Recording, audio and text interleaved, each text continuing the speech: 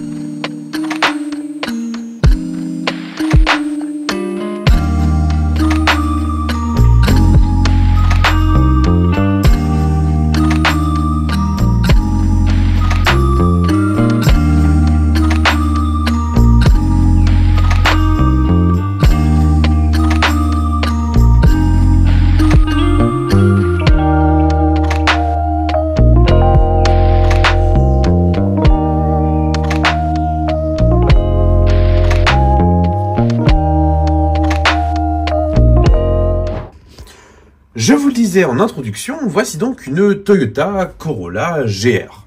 Bon, ok, il faut qu'on remonte un petit peu le temps, mais promis, je vais être très rapide. L'histoire de la Corolla, elle débute en 1966.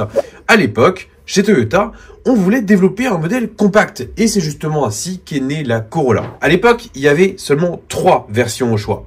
La première, c'était la version 2 portes, autant dire un coupé à malle. Il y avait également une version 4 portes, ainsi qu'une version break.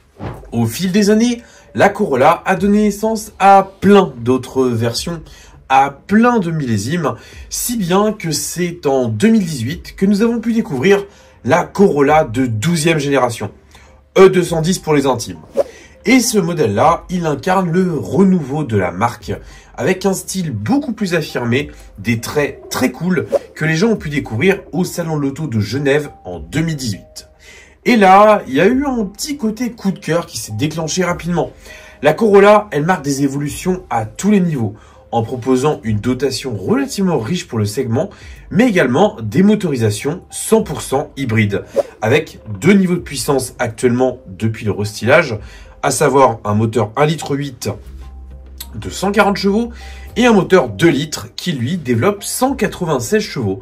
Autant dire que 200 chevaux dans une Corolla, ça marche plutôt bien, même si il est vrai que la boîte CVT demande un petit temps d'adaptation et qu'elle ne plaît pas à tout le monde. Bon, toujours est-il que la Corolla, c'est un succès immense pour la marque, puisque en 2018, plus de 45 millions de Corolla avaient déjà été vendus. Oui, 45 millions, c'est énorme. Preuve en est que Toyota a largement réussi son pari. Pour autant, la Corolla a eu quelques moments où le nom a changé. En France, on a notamment eu la Toyota Auris, qui était assez vilaine de style. La Corolla, justement, elle marque le renouveau avec un retour aux sources et la réutilisation d'un nom mythique. Et pour celles et ceux qui trouvaient que la Corolla de 196 chevaux n'était pas assez suffisante, eh ben, j'ai rien à vous proposer parce que le modèle que je vous présente ici, c'est la GR Corolla. Et ce modèle-là, il n'est malheureusement pas produit en France, ni commercialisé en France. Et c'est ça le plus triste, parce que ce modèle-là, il a été développé par Gazoo Racing. Gazoo Racing, c'est la division sportive de Toyota. D'ailleurs, dernièrement, je vous ai présenté la Yaris GR d'Automobile à l'échelle 18e. Et ce modèle-là, c'est une pure machine à sensation. J'ai eu le plaisir d'en essayer une pendant une semaine et de l'emmener sur circuit. J'ai vraiment adoré. Chez Gazoo Racing, on ne s'attelle pas uniquement à la préparation de modèles sportifs pour le grand public. On développe aussi des modèles pour la compétition, que ce soit l'endurance ou plein d'autres disciplines, notamment le rallye. Bref, chez Toyota, Gazoo Racing précisément, vraiment, il y a un sacré potentiel que l'on retrouve notamment dans cette Corolla GR. Ce qui surprend par rapport à d'autres modèles, c'est que nous sommes sur un moteur à 3 cylindres. Oui, un petit 3 cylindres qui développe tout de même la bagatelle de 304 chevaux. Pour ça, c'est un moteur de 1,6 litre de cylindrée, donc ce qui est quand même plutôt pas mal par rapport au nombre de cylindres. Et il dispose de la transmission intégrale GR4, ce qui permet de passer efficacement la puissance aux roues, et ça c'est plutôt cool.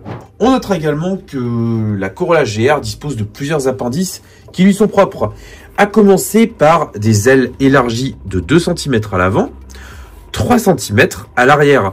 On a également des voies élargies à l'avant comme à l'arrière, ce qui permet d'asseoir bien davantage le modèle. On trouve aussi un pare-choc avant qui est spécifique et qui est bien rassé comme il faut. On a également des aérations sur le capot.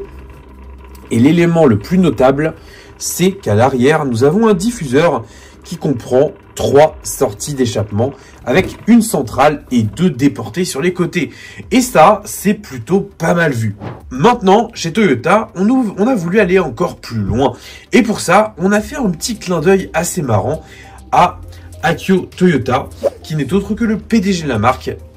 Cet homme, il a un surnom, c'est Morizo. Et justement, la Corolla GR Morizo, c'est cette version exclusive, encore plus exclusive, qui se caractérise par cette livrée gris mat, mais également par une cure d'allègement qui passe par la suppression des sièges arrière de pas mal d'isolants. On a également une sellerie en Alcantara surpiquée de rouge, qui est plutôt sympa, et quelques petits détails qui permettent de faire la différence, en plus d'une augmentation du couple à 400 Nm contre 370 sur les autres Corolla GR. Bon, maintenant que je vous ai parlé du modèle, il faut qu'on parle de la miniature. Et ça, vous en avez l'habitude, on va le faire à l'aide de mon téléphone. On va descendre un petit peu et on va s'arrêter en face de cette miniature en résine réalisée par Automobile à l'échelle 1/18e. Bon, la première chose qui frappe, c'est que on a un avant qui est très joli. Vraiment, la modélisation, je vais y arriver, est plutôt propre. On a des grilles qui sont réellement perforées, ce qui apporte du volume. On a un cache-plaque GR Corolla. On a des optiques qui sont plutôt belles également. Des aérations au niveau du pare-choc qui sont plutôt bonnes, mais également celles au niveau du capot qui sont tout aussi bien rapportées. Vraiment, ça donne une belle qualité perçue et je suis plutôt séduit par ce premier résultat. Maintenant, on va regarder un petit peu plus en face encore et là, on voit que les lignes sont parfaitement restituées. Vraiment, c'est une bonne surprise. On notera également qu'on a des essuie-glaces qui sont d'une grande finesse. Et sur le toit, on a un revêtement en fibre de carbone. Et là, ce qui est marrant, c'est qu'on est sur de la fibre brute. On est souvent habitué sur les voitures à avoir de la fibre de carbone bien tressée comme il faut. Mais de base, la fibre brute, ça ressemble réellement à ça. Et d'ailleurs, pour l'anecdote, sur la Yaris GR, on a un toit en fausse fibre de carbone. Et si vous retirez l'adhésif, vous avez ce même résultat. Vraiment, je trouve ça trop cool. Maintenant, regardons au niveau du profil. On remarque tout de suite qu'on n'est pas sur la Corolla de nos grands-parents. On est véritablement sur une Corolla GR, c'est-à-dire une version préparée avec notamment ces belles jantes, des belles jantes forgées qui pensent des disques de frein, enfin qui abritent des disques de frein de 356 mm à l'avant avec des gros étriers à 4 pistons de couleur rouge. Vraiment, ça marche plutôt pas mal. La ligne de caisse est rapportée assez fidèlement. J'aime bien aussi le fait qu'on ait les écopes sur les ailes. Ça, c'est plutôt joli. Niveau ligne de caisse, honnêtement, c'est très bien rapporté. On a également les ailes qui lui donnent plutôt un gros cul. Enfin, vraiment, je suis assez conquis. Automobile a appliqué ses traditionnelles vitres en rhodoïde.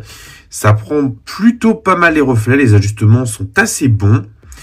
Les poignées de porte, elles semblent être moulées en résine. Alors, évidemment, nous n'avons pas de partie ouvrante, puisque sur une miniature en résine, cela fragiliserait beaucoup trop la structure. Malgré tout, je trouve qu'Auto s'en est bien sorti. Le petit bémol, c'est que les pneus ne sont pas imprimés. Parce que cette édition Morizo, elle a des pneus, des fameux Michelin Pilot Sport Cup.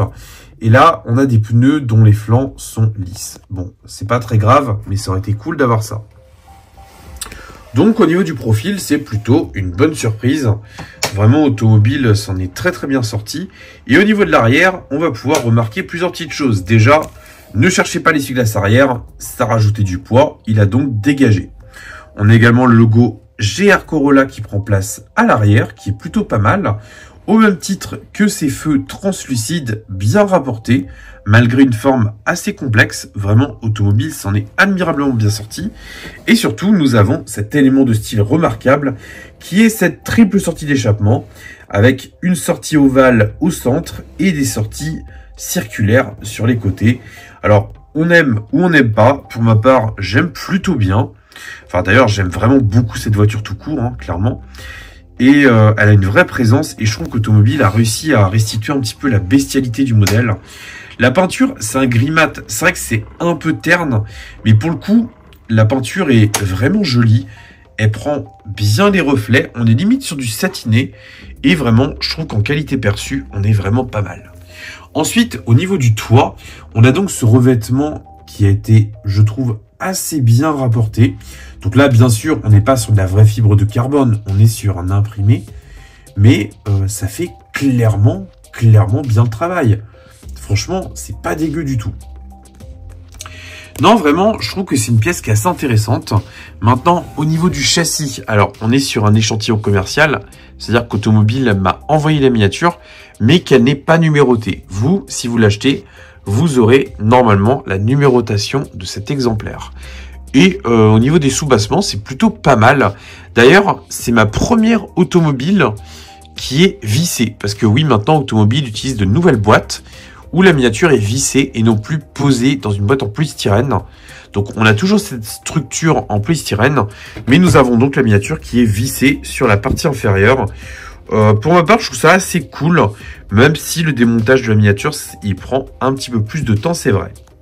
Bon, maintenant, passons au niveau de l'intérieur. Alors là, Automobile, ils nous ont habitués à des standards plutôt bons. Donc, je pense qu'on ne va pas être déçu également. Enfin, pour ça, il faut d'abord que j'arrive à faire ma mise au point. Ouais, c'est pas exceptionnel. Hein. Ouais, non. Bon, bah, je suis désolé, je n'arrive pas à faire mieux. Donc, on est sur un intérieur majoritairement noir. On a bien sûr le poste de conduite du côté droit, puisqu'on est sur un modèle qui est commercialisé au Japon. Parce que oui, en France, on n'a malheureusement pas le droit d'avoir une Corolla GR, à mon grand regret. Et c'est dommage parce que tous les modèles Gazoo Racing actuels sont ultra savoureux. Vraiment, on a eu le plaisir d'essayer toute la gamme et je dois dire que j'ai adoré, que ce soit la Supra, la GR86, la Yaris, vraiment, ils ont que des bangers.